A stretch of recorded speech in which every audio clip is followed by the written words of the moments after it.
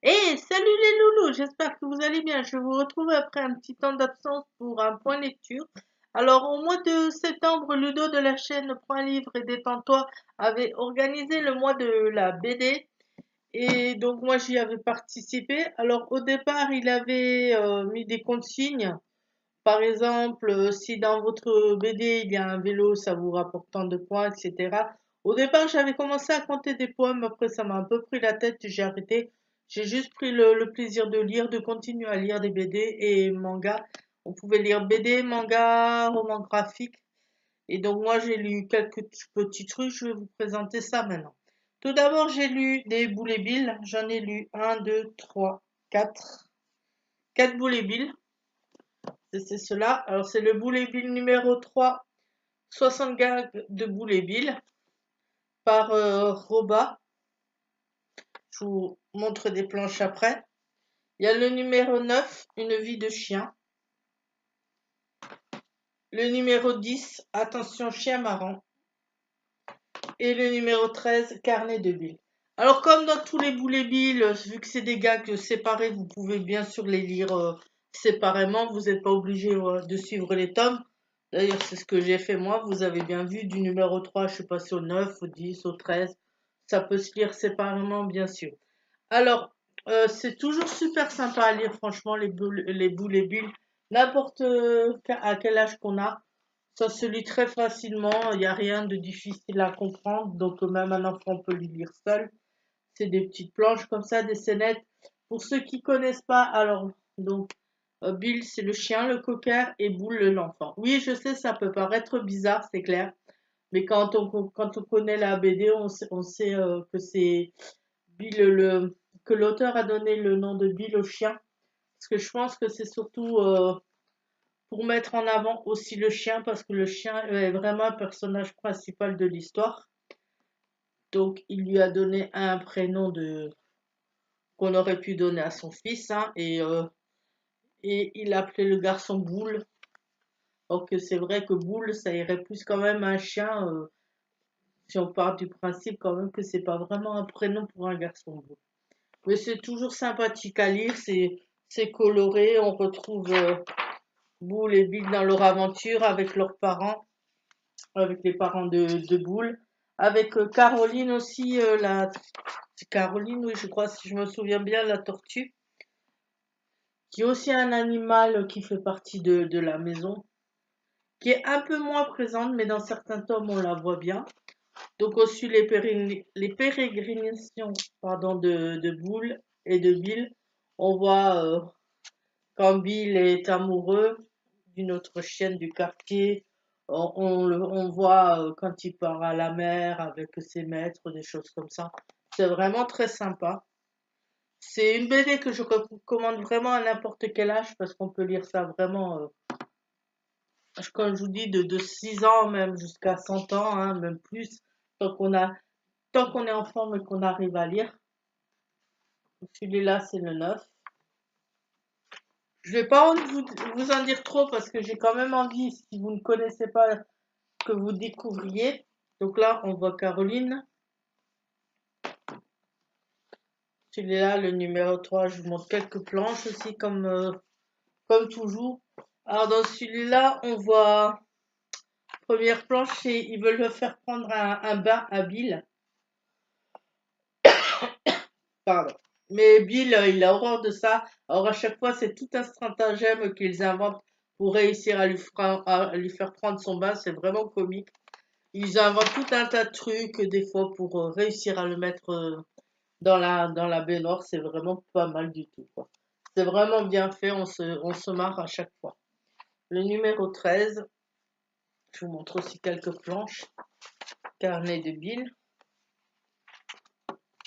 Alors là, on voit que Bill rencontre un chasseur et par rapport à son regard et comment il fait, il arrive à lui faire changer d'avis à la fin. C'est vraiment pas mal du tout, c'est vraiment sympa.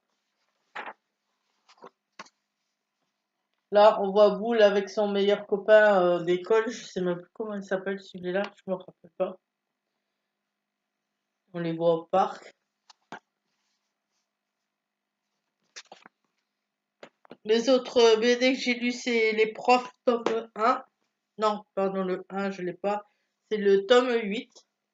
Donc là, pareil, moi je trouve qu'il n'y a pas vraiment besoin de suivre tomes les uns à la suite. On peut lire aussi séparément. Donc là, on va suivre l'avis des professeurs de différentes matières avec leurs élèves, donc dans les classes. Alors, comme pour les blondes et comme pour d'autres BD, c'est exagéré. Il y a des situations, je pense, ça se passe vraiment comme ça. Et d'autres, c'est vraiment à l'extrême. Comme là, les élèves qui mélangent des produits avant que le prof vienne pour faire exposer la classe. Il y a vraiment de l'exagération aussi dans ces BD-là, mais c'est ça qui est sympa parce que on peut s'y retrouver et peut vraiment bien en rire de tout ça. Ensuite, j'ai lu Les Blondes, pareil, tome 1 et le tome 6 parce que j'ai que ces deux-là. Pour l'instant, je les avais trouvés d'occasion, ces deux-là, tome 1, tome 6. Donc là, pareil, je pense que tous, on connaît plus ou moins des blagues sur les blondes. Donc là, pareil, c'est vraiment poussé à l'extrême. Dans certaines, on va avoir la blonde qui est en train de repasser comme là et qui se trompe au lieu de prendre son téléphone et prend son fer à repasser. Dans une autre scène, elle est en train de passer le permis, la blonde, elle arrive à un rond-point, il y a marqué prendre le rond-point à 30 à l'heure. Elle, au lieu de faire ça, elle fait 30 fois le tour du rond-point. Enfin, c'est vraiment pas mal, quoi. Je pense que vous connaissez les blondes. Je pense que vous connaissez ces BD. À un moment, il passait aussi une série comme ça sur les blondes, il me semble, à la télé. C'est aussi à lire à tout âge, vraiment. Il y a pas de souci parce qu'il n'y a rien de vulgaire, il n'y a rien de sexuel dedans. Donc, même un enfant peut les lire. Pareil pour celui-là, c'est toujours les blondes.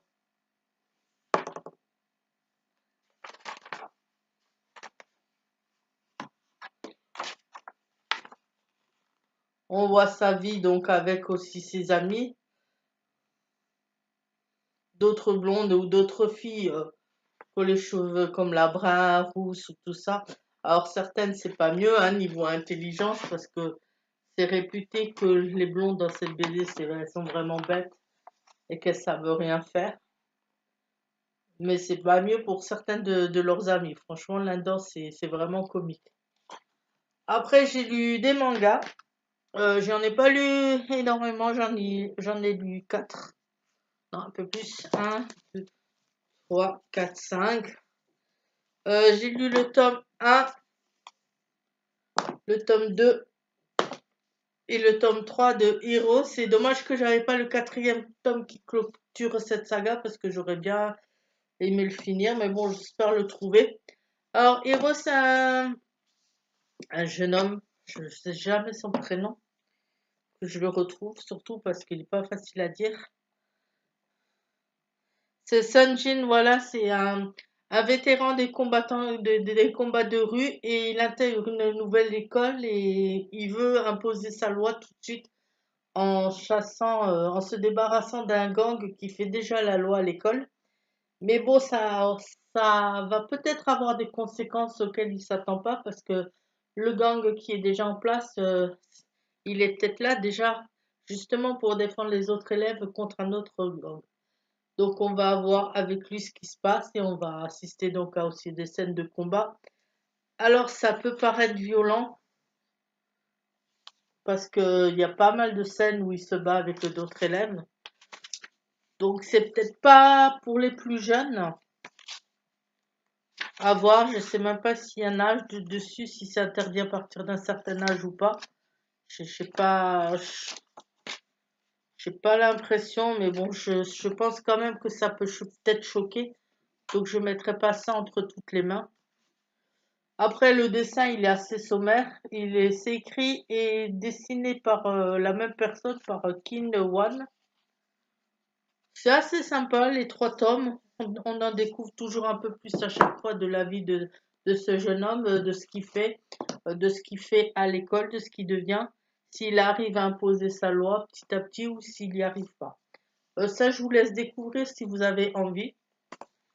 C'est pas mal, c'est sympa, ça se lit. C'est pas un manga non plus, franchement, comment dire, qui déchire, quoi. Mais de temps en temps, un petit manga comme ça fait pas de mal. Et après, j'avais lu le tome 1 de Death Note. Là, je me suis entamé le tome 2. J'ai lu le tome 2 donc pendant le mois de la BD. Donc là, on continue à suivre Light. Je crois que c'était Light, il s'appelle le jeune homme. Oui, Light ou Late, je sais pas comment on prononce. Le lycéen qui trouve le carnet du dieu de la mort et donc qui s'en sert au départ contre surtout des criminels dans le premier tome et après on va voir qu'il va peut-être s'en servir pour d'autres personnes, contre d'autres élèves ou contre des personnes qu'il n'aime pas. Et donc dans le tome 2, on va suivre. On va continuer à suivre ce qu'il fait, ce qu'il va faire avec ce carnet. Et surtout dans le tome 1, il y a aussi un policier qui est à sa recherche parce qu'il trouve bizarre ce policier qu'il y ait pas mal de morts qui se produisent pendant un certain laps de temps à tel endroit. Et il va commencer à le traquer. Et donc on va voir aussi après dans le 2 si ce policier arrive vraiment bien arrive à le retrouver ou pas, ou arrive à continuer bien son enquête et voir ce qui se passe quand j'ai hâte de lire les autres. Et voilà, c'est tout ce que j'ai à vous présenter, c'est tout ce que j'ai lu niveau BD et manga. Alors j'en lis pas énormément d'habitude, donc là ça va, je suis quand même assez contente de moi.